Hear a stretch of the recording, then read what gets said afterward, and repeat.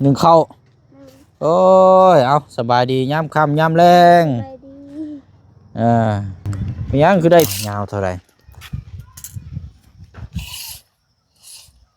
60 60 เซน เลย ฮึบโอ้ปูแปะนั่นแหละนี่เนาะ โดย เด้อฮึบแซงอันขอเบิ่งนี่หน่อยเท่าไหร่158 เซน แล้ว พอปิ้งแล้วบ่มะเขือ มันเป็นใบหมกใหญ่แล้วตะกี้มันน้อยๆอ้าวไปเอามะเขือ อ่าน อ้าว เอามะเขือเฮียแหละมันเฮียง่ายแท้มันมีจังหน่วย เอาหน่วยหนึงไปสิไปเอา เฮ้อ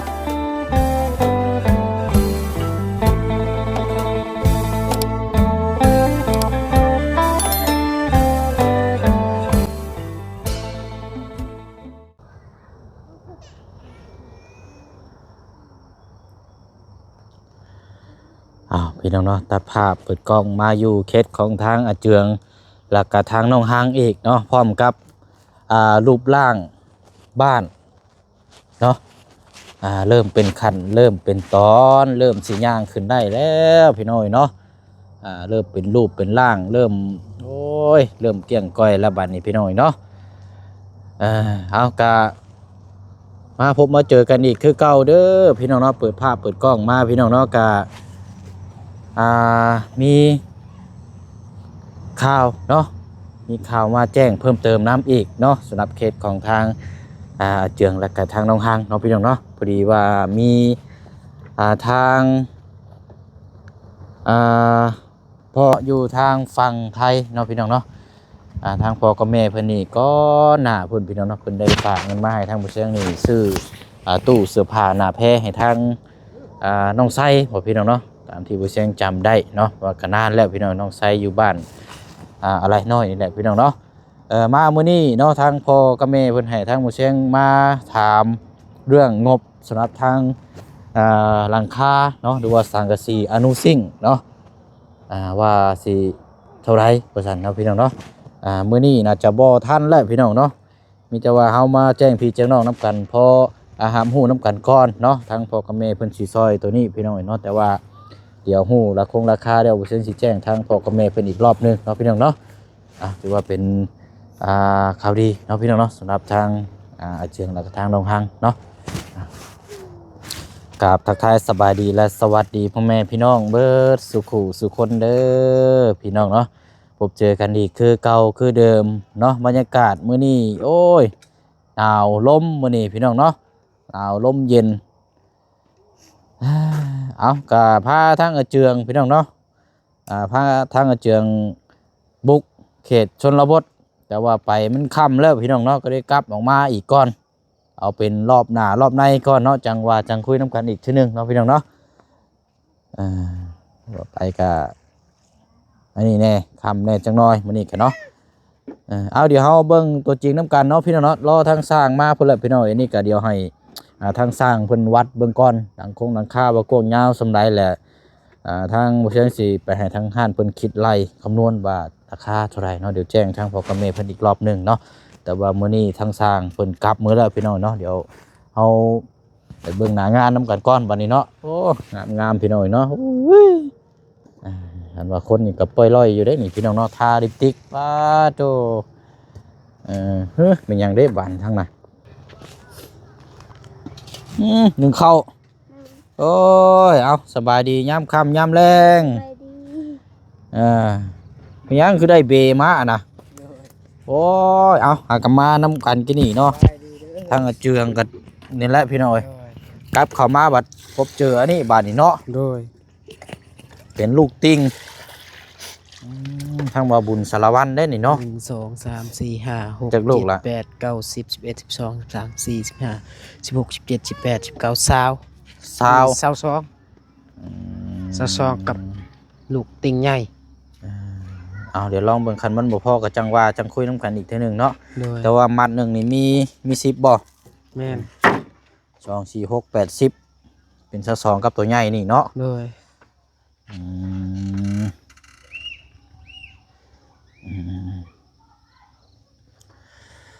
สร้างเฮานี่เมื่อแต่เฮิงนะบ่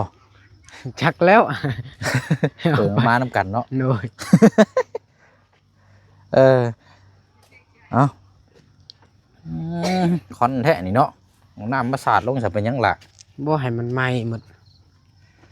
มันคือคอนแท้นี่สระมันก็ กว้างยาวเท่าไรนี่เอาเม็ดมาวัดเบางอยู่หั่นส่วนลายนี่บ่เสียงเห็นคือเฮือนน้องน้ำนี่สั่นแห้งแล้วมันบ่งามไปทางนั้นสั่นลายว่าแล้วน่ะสร้างเพิ่นตัดออกเด้เห็นบ่กระทำเงินเอายาวเท่าไร 60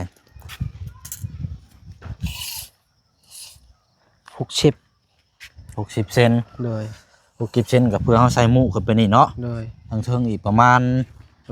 70บ่ 70แล้ว เอา70ซะเนาะ โดย อย่างละ5เนาะดีสูง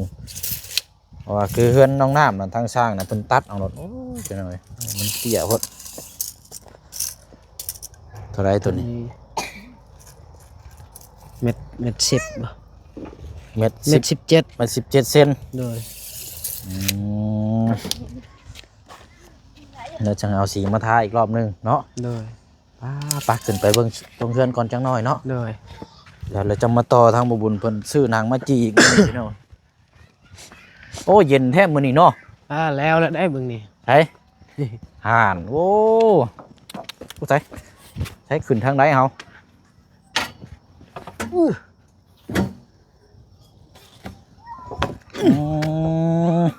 งามเว้ย คักบ่ โดย โอ้เอาเจ้าคักแท้นี่เนาะ โดย โอ้พี่น้องเอาลองมือก่อนขึ้นมือก่อนขึ้นได้อีกบ่นี่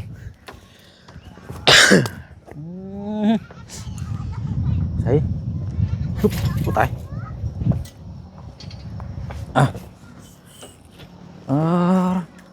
ฮึบโอ้ปูแป้นนั่นแหละนี่เนาะ โดย เด้อฮึบ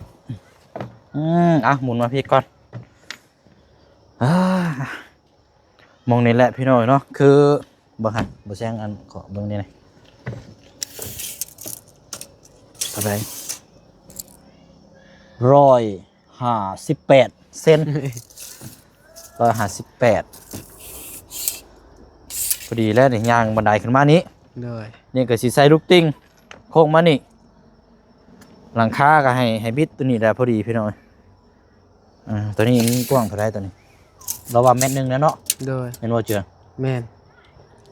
เม็ดหนึงแล้ว บ่ฮอดครับ 90บ่ 96 โดย พอดีแต่96นึงว่ายาวอยู่ได้นี่เนาะ โดย ว่าหลังคาได้พี่น้อยมาเบิ่งโอ้เพิ่นยังบ่ทันได้ตอกตอนนี้เนาะ โดย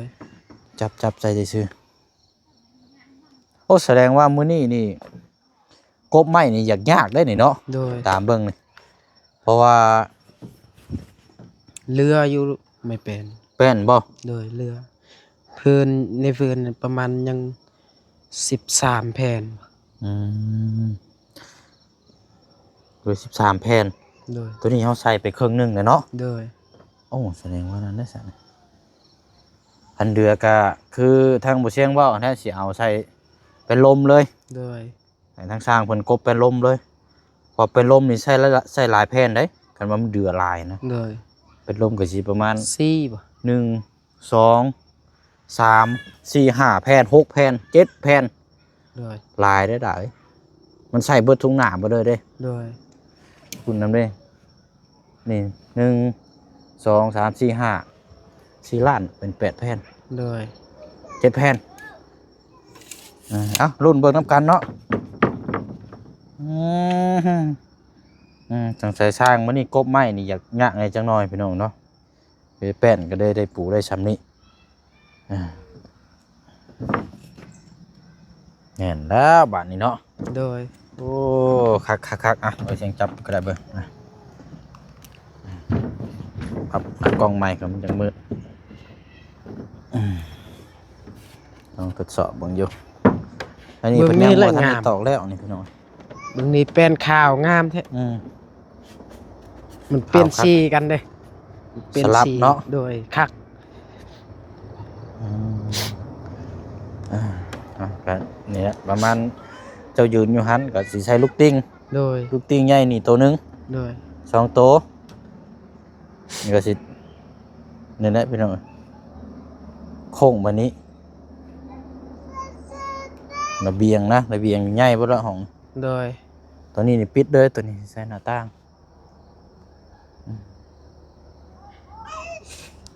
ตามนั้นห้องนี่ก็ใหญ่อยู่ดอกเนาะเจืองเนาะ โดย ห้องนี่เพราะว่า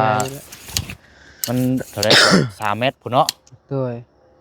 3x4พุ่นได้นี่พี่น้องห้อง 3x4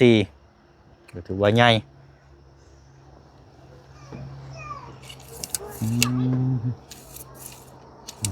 นะลงไปใต้พื้นใต้ไผ่ก็ได้เนาะ โดย สร้างคนนี้เมื่อละพี่น้องเอ้ย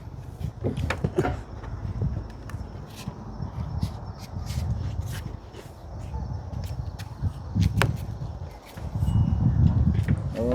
ยเอาเนาะกันแล้วพี่น้องเอ้ยเนาะอาบน้ำบ่น่ะ แม่น โอ้ตุ๊บอ่ะน้ำมันว่าไปเอาน้ำท่าน้ำอ่อนคือเก่าบ่ โดย โอ้น้องๆเพิ่นก็เนาะเปิดให้นั่นเลยบัดนี้เนาะ โดย ตั้งแต่เฮาฮู้จักนั่นแหละทางน้องเพิ่นเปิดมาให้เลยดีได้อันผาบัดนี่เห็นยังซะน้อง ให้พารักเล่น โอ้ยลืมได้พับไว้ได้ โดย พับไว้ได้ก็ได้ฮะเพราะว่ามันค่ำแล้วเดี๋ยว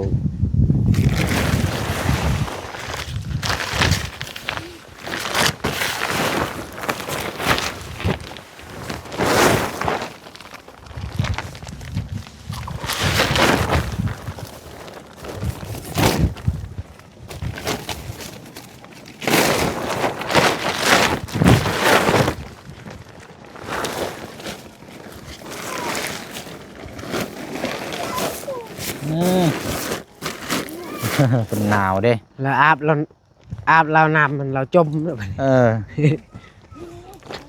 เอ็ดใต้พื้นใต้ไผ่อยู่เฮาบาดนี่มืดแท้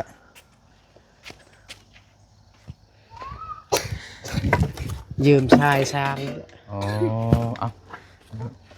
เพิ่นให้ยืม แจ้ง แล้ จาก ว ไผแน่เนาะอันบัดนี้ลอกตัวหนึงอยู่พุ่นด้วยซะกู้มาแล้วบ่ โดยเอาทรายตัวนี้ เอาสายตัวนี้ดึงไปพุ่น โดย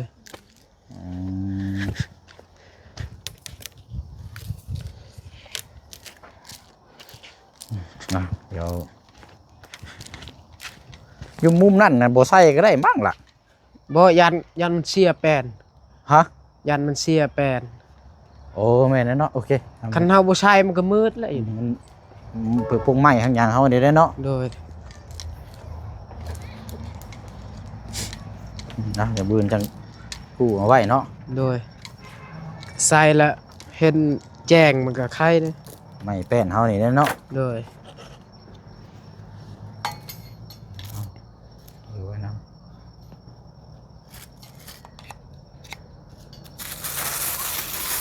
ใช่คือบ่เห็นหุง ยังบ่เสียบในนั้นเลย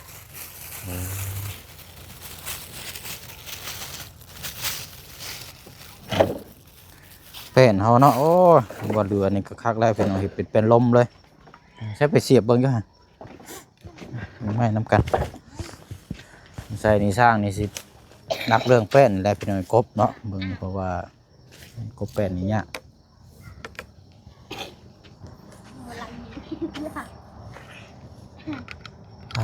อ้าวพี่น้องเนาะก็ขอมุกขอบใจขอบบุญขอบคุณพี่น้องในไลน์เด้อเนาะที่ติดตามผลงานเนาะเกตของทางอาเจืองแล้วก็ทางน้องฮังเนาะทุกกำลังใจทุกสถานที่เนาะพี่น้องเนาะส่งแห้งส่งกำลังใจให้เบิ่งแยงน้ำกันเนาะอันนี้โมเมนต์ว่าอะไรพี่น้องเนาะถ้าบ่มีพี่มีน้องทางที่ผลักดันให้ความสนใจเนาะทางน้องเบิ่นก็อาจจะไล่โอกาสเนาะจากทางผู้ใหญ่ใจบุญชดช้อยอันนี้ก็คือเฮาติดตามทางกันนะครับพี่น้องทางอาเจืองทางน้องฮังนี่ก็เป็นคนที่สัตย์ซื่อบอกอย่างเฮ็ดเลยแต่ว่าเราเป็นคนง่ายบอกง่ายสอนฟังเนาะเห็นอย่างแล้วก็เฮ็ด ใต้ไผเข้าไปนำมันก็ฮุงเนาะ โดย มันก็แจ้งเนาะก็บ่ติแล้วพี่น้องเนาะทั้งเทื่อเครื่องห้องใช้พวกไม้พวกหยังนี่ได้เนาะ โดย อืมมื้อนี้ทางมงกบบ่แม่นหยังก็ผู้ติ่งมาเนาะ โดย แต่ว่ายังบ่ทันได้ติดตั้งง่ายดอกพี่น้องหาหมองไว้ก่อนก็ได้ล่ะเด้อเอาไว้แต่ โดย พื้น เสียเอาไว้ในเฮือน ไว้แต่ตารางก่อนก็ได้บ่ไว้ในเฮือนก็ได้เป็นหยังดอก โดยเอาไว้ในตารางก็ได้เลย เพราะว่ามันใหม่นั่นพอเสียทางเพิ่นสิติดตั้งมันต้องขึ้นทั้งหลังคาก่อนอยู่แล้วมันจะอยู่ในขั้นตอนช่วงอ่าเพิ่งเติบอยู่ติ่งนี่ โดย มันจะอยู่ในช่วงเวลาเห็นบันไดนั่นแหละใส่น็อตเนาะข้างละ4โตได้แน่นคักได้นี่พี่น้อง โดย มันสลับข้างให้เด้อเนาะนี่นะสิประมาณนี้พี่น้องเนาะจับใส่จับข้างจำไว้เด้อว่าสร้างเฮ็ดจังมือเด้อมื้อนี้มือที่เท่าไรเอาตั้งแต่เริ่มเฮ็ดจังมือแล้ว ที่7บ่ จังมือแล้วเอาตั้งแต่เฮาเริ่มมานี่เฮือนนี่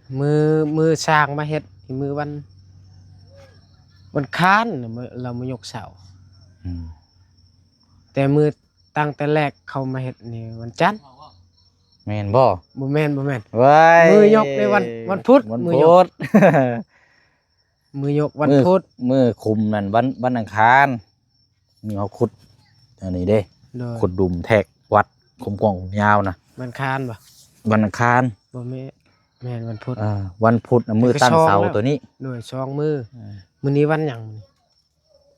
วันอาทิตย์เลย วันอาทิตย์ สอง พักเบรกมือหนึงเด้ พุธพฤหัสศุกร์เสาร์อาทิตย์ สอง จังมือแล้ว 2 3 4 6มื้อแล้ว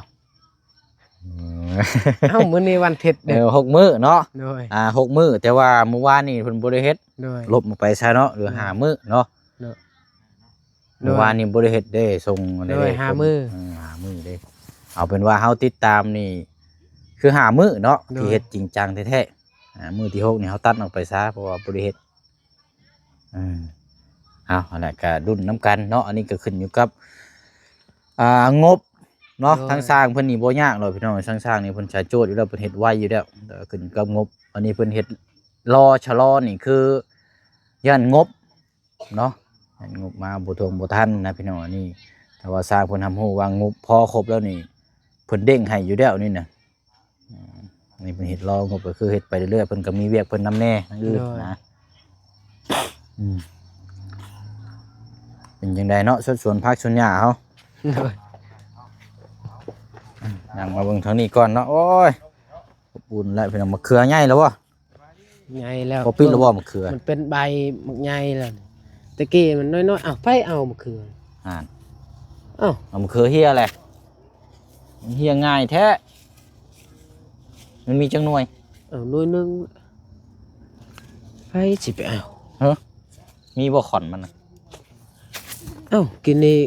มื้อวานนี่เห็นน่ะหน่วยหนึงนี่ ว่าอ้ายก็ว่าเห็นอยู่หน่วยหนึงจะไปถามเมียเจ้าเบิ่งไปเอา ห่างได้ไอ้กึ่งนะก็เบียดมากล่ะ ฮะ นี่ตัวนี้ยังหน่วยหนึง ไผเอาหน่วยนั้น จักเลยแล้วว่ะ ตัวนี้ยังนี่เนาะโอ้ขาวงามเนาะ ไผเอาค่อยขโมยเมียเจ้าบ่ บ่แม่น ไผเอาซะมะเขือเฮียอีกแล้วโอ้ยหยังวะบ่เห็นอยู่ จักไปเอา ช่องหน่วยว่ากกน้ำเจ้าของว่านี่ไอ้เบิ่งอยู่ กุกนี่หน่วยหนึงกุกนี่ สิประมาณรุ่นนี้เด้อนี่รุ่นนี้เด้อนี่ บ่ตัวนี้ใหญ่ๆกว่าตัว แม่นบ่ โดย เฮียแล้วเนาะ จักไผไปเอายันช้างบ่ บ่ช่างเพิ่นเมื่อกินข้าวอยู่เฮือนพุ่น แล้วก็อยากแบบอยากยำลองเบิ่งดิ บ่แม่นนะกินเมี่ยงกินหยังบ่ยักเนาะ เด็กน้อยบ่ บ่แม่นนะอ้ายคิดว่าเด็กน้อยน่ะเป็นเด็กน้อยมาพัวพันเฮือนเจ้าน่ะหลายแฮง ตอนเฮาบ่อยู่หั่น เพราะว่าหนึ่งมาถาดเจ้าของเฮือนบ่อยู่นี่จังไดเขาก็บ่สนอยู่แล้วเด็กน้อยอยู่พี่นี่ตามอ้ายสังเกตเบิ่งมันมึนแฮง โดย อะไรอาจจะบอกว่า บอกทางเมียเจ้าก็ได้ทางน้องห้างคันว่าเจ้าบ่อยู่นี่ให้บ่ให้เล่นแถวนี้ โดยข้อยก็บอกแล้วตอนเด็กน้อย บอกแฮงแล้วก็ย่านเพชรแน่ย่านพ่อแม่เราตีแน่ บ่แม่นว่าติถ้าเพิ่นย่างมานี่พ่อแม่เพิ่นสิติเฮาบ่ซะ อย่าไปติเฮาได้คันว่าลูกเจ้าเจ็บเป็นมาอย่ามาโทษเฮาได้ โดย เฮาต้องบอกกลับคืนแนวนั้นได้หลาย โดย อันนี้เฮาบอกด้วยความเป็นห่วงเป็นใยบ่แม่นว่าหัวหันหัวนี้คือไม่ตกมาใส่นี่เป็นหันเป็นนี่มานี่เจ็บมานี่ยากได้ โดย บอกของฉันนี่ผิดกันแล้วได้ง่ายนี่บ่ยอมได้อันนี้บอกด้วยความดีได้นี่นะเพราะฉะนั้นก็แม่ลูกหลานบ่อยากให้มาใกล้เนาะ โดย มองคืนที่กำลังสร้างกำลังหยังต่างๆตกหยังใส่หยังสิแล้วนี่กันเกือบมันสิละมันตกเสียหายเนาะ โดยเขือ อืม ผู้ปลูกอันบ่ได้กินซ้ำ มันคือหน่วยเดียวบ่ได้กินช่ำบ่ โดย ลายเทื่อหน้าแฮงเต็กอีกลายมาก มีทางเดียวคือเฮ็ดหัวอ้อมเลยอ้อมเมือนเลย โดย บัดนี้เฮาปลูกของฟังให้สะดวกสบายแบบนี้บ่ได้แบบนี้เนาะเจือง โดยบ่ได้แล้วมัน อืมขาดทุนแบบนี้บ่ ทุนหายกำไรหดนะเนาะคันว่าเป็นพ่อค้ากะ โดย ผู้ปลูกบ่ได้กิน ผู้กินบ่เลยอิผู้กินบ่อิ่มบ่ โดย ยังแม่นบ่ คือบักอันนั้นได้ตัดทิ่มซะแล้วว่า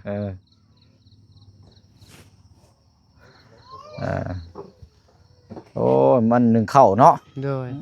เนาะเดี๋ยวสิได้ต่อกันอยู่นี่ได้พี่น้องทั้งบ่บุญชื่อนางมาทุบกันน้ำกันอีกนี่เนาะ โดย ให้เข้าสุกกันจ้ะเนาะหอนฮ้อนเนาะยำหนังเค็มยังบาดเนาะ โดย พอได้ยิงท้องใส่กันอีกเนาะ โดย โอ้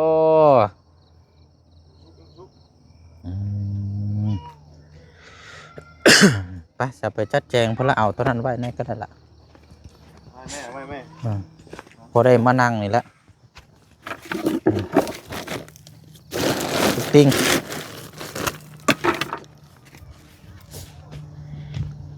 มันเขาไว้ในผู้เพื่อจะได้เฮ็ดเติบอยู่ดอกว่าขั้นตอนนี่ช่างเพิ่นนั่งขึ้นตัวนี้เทิงฮะ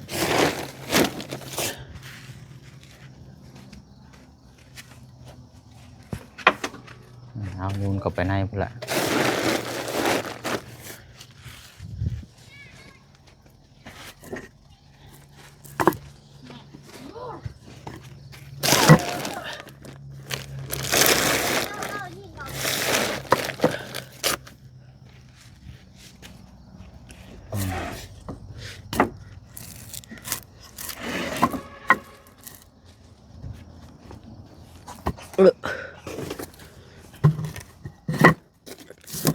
โอเคเอาแล้วครับบัตรนี่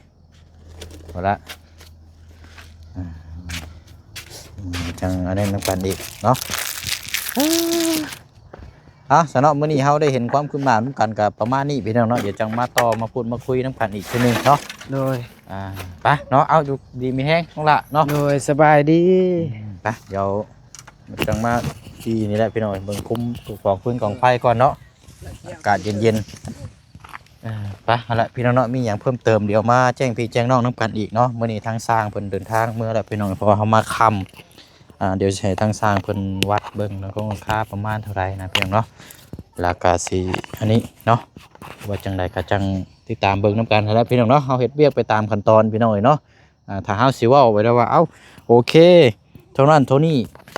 กว้างยอดเท่านั้นเท่านี้ทั้งที่บ่ได้วัดทั้งที่บ่ได้เบิ่งอย่างนี้บ่ได้เลยพี่น้องบ่เอาแบบนั้นเนาะ